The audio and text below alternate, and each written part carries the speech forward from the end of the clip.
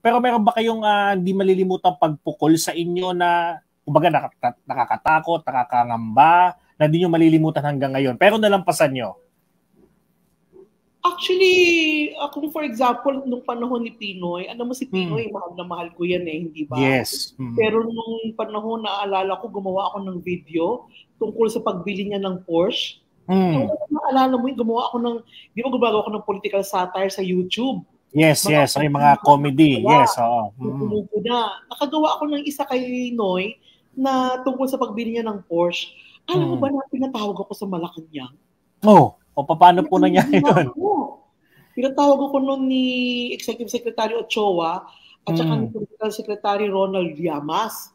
Hindi ako naman, hindi pumunta ako kasi alam mo naman, nangampanya ako kay Noy. Ako pa nga inauguration niya. Ako ang MC, hindi ba?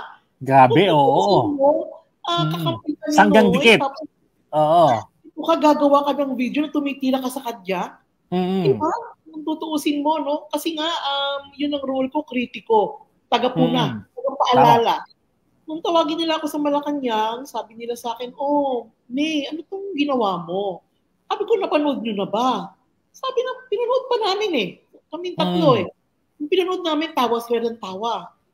So sabi ko, bakit nyo ko, pinapunta doon, tinatakot nyo na ba ako? Sabi ko sa sabi nila, ikaw naman, Wana, hindi pa pinapanganak yung matatakot sa'yo. Sabi, pinatatawa rin nila ako, diba? Mga marurunong din sa mangot. Sabi ko, bakit ako nandito? Kasi tama ba yung sinabi ko? Kasi ang presidente, bawal yan maging magarbo. You have to live simply. Correct. Diba? And I don't think a Porsche is living simply. Kasi kung tumatakbo ka ng 350 miles an hour, yung security mong FX tumatakbo lang ng 200, hindi ka mapagtatakbo. Iwan. Correct. Oo. Maiiwan niya, magbumuan pa ngayon. Hindi ba kasi humaharurot ka Correct. And I think, meron panahon para sa Porsche. Oo. Diba? Kahit napasabihin mong pera mo yon, that's beside the point. When you are president, you have to live simply. You live by example. Kasi alam mo, kaya ako natatandaan yan, may isang may diabetes na imbis na ibili ng gamot, bumili ng yellow ribbon. Para lang, kaya para kay support. Noy. Yes. Support. Hindi siya bumili ng gamot. Sabi niya, May, bibili ako ng ribbon para pagdaan ni Noy sa bahay ko, makikita niya yung taya ko.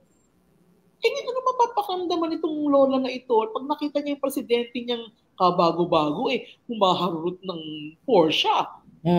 Ano po nangyari noon, May, yung time na yun? Sabi nila, May, hindi naman, kaya lang sana, masyado pang maaga. Wag naman muna. Parang gano'n ang gusto nila nangyari. Hindi ba dapat nga maaga kang pumuna? Kailan paghuli na ang lahat? Correct. Magpaalala ka na. Kasi pag lumala na, hindi ba gamutin mo yung sakit habang nakikita mo pa lang yung maliliit na sintomas. Kasi pag mahuli mo ang cancer sa stage 4, delikado yan. Kaysa kung mahuli mo sa stage 1. Di ba? Tama. Oo. Yung pag-asa mong mabuhay, ma-reverse, mabago, humaba ang buhay mo, kung maaga mo siyang maaagapan. Yan lang naman ang akin Yan lang naman And who is the president? Di ba? Na pinupuno mo. Kasi nagmamahal ka, nagmamalasakit ka. Hindi ko naman iyayaman yun Correct. Oo. Wala ka naman ikikitain doon. Oo.